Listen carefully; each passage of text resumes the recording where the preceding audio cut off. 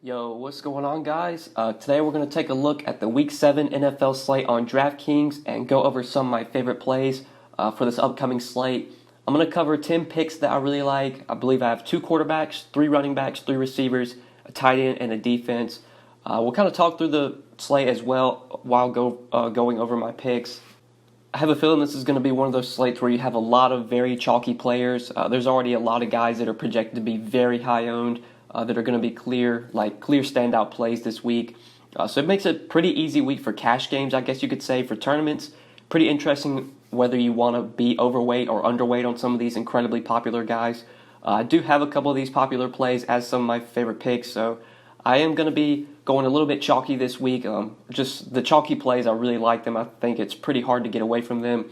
We will talk about some of those chalky plays. Just before we do get started, guys, I would definitely appreciate it if you would drop a like on this video. Feel free to let me know down in the comments who are some of your favorite plays for this Week 7 slate. If you have any feedback, whether you agree or disagree with some of my picks, you can always feel free to leave any feedback down below in the comments section as well. And if you are new to the channel, make sure you click that subscribe button. A lot of the people that watch my videos are not subscribed, so I really appreciate it if you guys would subscribe, and make sure you click the notification bell as well, so that way you get notified every time I upload. You'll never miss out on a new video if you do that. But we're going to go ahead and start off at quarterback, look at 2 quarterbacks that I'm really targeting for this week that I have a lot of interest in.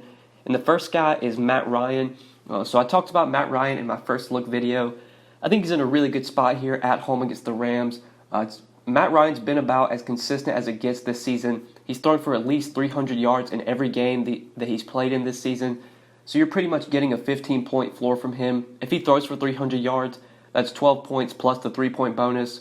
So you're getting pretty much a 15-point floor from Ryan. He's been the most consistent quarterback in fantasy this year, I guess you could say. The ceiling is pretty high as well. He's got multiple games with over 30 Draftkings points. And the price tag on Draftkings is just way too low for a home matchup with the Rams, especially in a game that's very likely to shoot out. I believe right now this game has like a 54 or 55 total.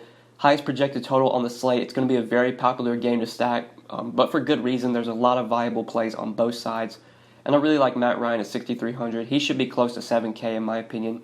So the fact that he's still 6,300 makes him a great play this week. I think he's one of the quarterbacks you should probably be considering for cash games.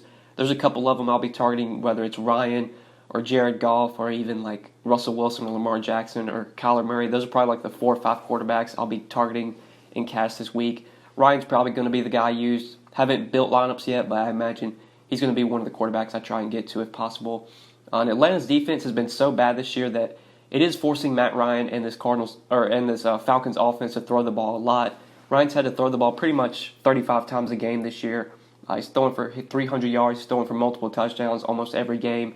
It's just a great spot for Matt Ryan, especially at home where the Falcons offense tends to play a lot better and tends to put up more points. So I do like Matt Ryan as a pay-up option at quarterback, and then as a value option, I'm going to be looking at Jacoby Brissett for only 5,600. I usually do always try and give one value quarterback below 6K that I'm targeting this week, and this week it's going to be Jacoby Brissett under 6K. I think this is definitely another game that has a lot of shootout potential between the Colts and the Texans. There are a lot of viable plays on both sides of this game. We will talk about T.Y. Hilton, who I think is a top receiver play this week. You got like DeAndre Hopkins and Will Fuller, who you could obviously consider. Obviously, you could play Deshaun Watson. You even got like Marlon Mack, who I don't think is that bad of a play. There's a lot of good plays on both sides, but I really like Jacoby Brissett here. Since taking over for Andrew Luck, he's been pretty consistent for fantasy. He's averaging just over 18 DraftKings points a game this season. Colts offense tends to play much better at home. That's been the case for Brissett as well. I believe he's played 3 road games and 2 home games, and in both home games he has 23 DraftKings points. He tends to do much better at home, along with a lot of the other offensive players on the Colts. So I do like Jacoby Brissett as a value quarterback this week. Really going to be targeting this game quite a bit. And if I need a value quarterback to go to, Brissett's going to be the first guy I'll look to. But now we're going to take a look at some running backs that I'm targeting this week. First guy I like at the top is Dalvin Cook. Dalvin Cook, 8K on DraftKings. If I'm paying up at running back above 8K, I believe there's 2 options. It's either Cook or Barkley. I think Barkley's going to be someone I'd probably go underweight on. I'm a bit scared with his injury, him coming back from injury. Just don't know if he's going to be full go. Plus, he's $900 more than Cook, and I just feel a lot safer going with Dalvin Cook here. No running back besides Christian McCaffrey has been as consistent as Dalvin Cook this season. Leonard Fournette's been really consistent, but Cook's getting into the end zone just about every week. He's getting so many carries, 15, 20 carries a game. They're using him in the passing game as well. He's getting 5 to 6 targets a game. Even in the worst possible matchup last week against the Eagles, and the Eagles have one of the best run defenses in the league, you still were able to get 13.4 DraftKings points from Dalvin Cook, which is pretty much a floor game from him. That's pretty much worst possible game for Dalvin Cook is 13 fantasy points on DraftKings. Just because he gets so much passing game usage, he's going to catch probably 4 or 5 balls, which is 5 points right there. You got to imagine he's going to get at least 20 to 30 receiving yards. That's an extra 2-3 points right there. He's probably going to run for at least 30, 40 yards. That's 3-4 points right there. And then if he gets into the end zone, then you're set with like 19, 20 DraftKings points. He's probably going to get you 10, 11, 12 DK points just from catches and yards alone. And then if you get him into the end zone multiple times, that's when he becomes a smash play. And I think we could definitely see Dalvin Cook get into the end zone once or twice this week here against the Lions. The Lions do have a pretty solid front. They have some good defensive linemen, but they have definitely struggled this year to pass-catching running backs. We saw Jamal Williams and Aaron Jones have a lot of success against them in the passing game on Monday night. I think Dalvin Cook's going to have a lot of success in the passing game. He's such a good running back in space. If he gets a hole, he can definitely turn into a really long run. I could see him getting a few holes in this game. And at 8K in cash games, I think he's probably the guy you go to over Barkley. I think going Cook over Barkley is probably going to be the way I go in cash. If I can fit both, I might try it, but I don't know if there's going to be enough value. There are some cheap value plays we'll talk about. I just don't know if there's going to be enough value to get both Cook and Barkley with Leonard Fournette, who I think is probably the best play on the slate. But I do like Dalvin Cook a lot here at 8K. It's all about the volume. Regardless of game script, he's going to touch the ball 20 times. Whether they're ahead and they're feeding Cook or whether they're playing from behind, using him in the passing game, he's going to pretty much touch the ball 20 times regardless of game script. So next running back we're going to talk about is Leonard Fournette. I think Leonard Fournette's one of those really chalky plays we're going to see this week that's probably going to be 30 to 40% owned in the Millie Maker, but makes a ton of sense. I mean, 7K for Leonard Fournette is just way too cheap, especially for this matchup against the Bengals. The Bengals' run defense has been towards the bottom of the league all season, been one of the worst run defenses this year. Fournette continues to see some of the pretty much best volume out of any running back this season. No running back besides like Christian McCaffrey is getting more touches and targets than Leonard Fournette. And Leonard Fournette also leads the league in routes run. He's running more routes than Christian McCaffrey, which is just insane. They're using him in the pass game a ton. They're feeding him when they're playing from ahead. He's going to get 20, 25 carries. He's going to get some targets as well. Leonard Fournette at 7K in this matchup is like one of the best plays on the slate. He's going to be very popular. Even if he's 40% owned, I still want to have more than that. I want to have him in 60, 70% of my lineups because I think it's that good of a spot. Even in a game last week against the Saints where the Jaguars only scored 6 points, you still got 17 DraftKings points from Fournette. He got, I think 20 carries for 80 yards. He got 6 catches for 30 yards as well. He just gets it done in so many ways. Even if he doesn't get into the end zone, he can get there with the yards and the catches alone because of how much volume he sees. So love Leonard Fournette at 7K. I think he's one of the first guys you put in your lineup this week. In tournaments, if you want to fade him, go ahead, but it's probably not something I'll be doing. So the next guy we're going to look at running back is a value running back, and that's Devonta Freeman. I do like him a lot here as a cheaper RB this week, 5,400 on DraftKings. So his workload and touches have been very consistent lately, and the looks he is getting in the passing game is something we love to see. He's been getting a ton of targets lately. The Falcons have been playing from behind in a lot of their games these last few weeks. There's a good chance they're playing from behind in this game against the Rams. Just because of how bad their defense is, it's kind of forcing them to throw the ball 35, 40 times, like I said. In a game where Matt Ryan is probably going to throw the ball that much, I expect Freeman to get plenty of checkdowns, plenty of screen passes, probably going to get you 6 to 8 targets. He's going to get some carries as well, obviously. And his home and road splits have always been pretty drastic. Devonta Freeman's one of those guys that always does much better at home than on the road. Falcons playing at home here. I think this is a really good spot for Devonta Freeman. Probably won't use him in cash because I don't think it's necessary with some value that's opening up at receiver. But for tournaments, he's definitely going to be a part of my game stacks, especially where I have Jared Goff stacked with a receiver and I want to play someone on the Falcons side. Devonta Freeman is definitely someone I'll be looking to at 5,400. But now we're going to move on to receiver and look at a couple receiver plays I like this week. So on this game, staying on the other side, I like Cooper Kupp a lot this week at 7,400 on DraftKings. Hopefully some people will shy away from him after his down game last week. It was a pretty down game for all Rams players. They just looked terrible against the 49ers last week. Nobody really put up a good game. Kupp only had like 6 points. Robert Woods had like 7. All the Rams receivers struggled. I expect all of them to bounce back big here against the Falcons. Atlanta's defense, pretty much been saying it this whole video, has been one of the worst in the league. Their secondary is really bad. They aren't getting any pressure on the quarterback. Jared Goff should have plenty of time to throw, plenty of time to find one of his receivers. Just choosing between his 3 receivers, Kupp, Woods, and Cooks. Kupp's definitely my favorite at 7,400. I feel like there's going to be enough value to where you can pay up for one receiver in cash games if you want to do that. And if I can pay up for a receiver in cash, it's for sure going to be Cooper Kupp. Still leads the league in targets, seeing a ton of volume this year. Been one of the best wide receivers for fantasy. Is getting double-digit targets just about every game. I expect a big game from him here against the Falcons in a very likely game that shoots out. I think Kupp is going to be looking at a pretty big day this week. And at 7,400 on DraftKings, just looking at all those stud receivers above 7K, he's definitely my favorite to go to. But now the next guy we're going to talk about is one of those players I expect to be very chalky. That's T.Y. Hilton. T.Y. Hilton's 5,900 on DraftKings.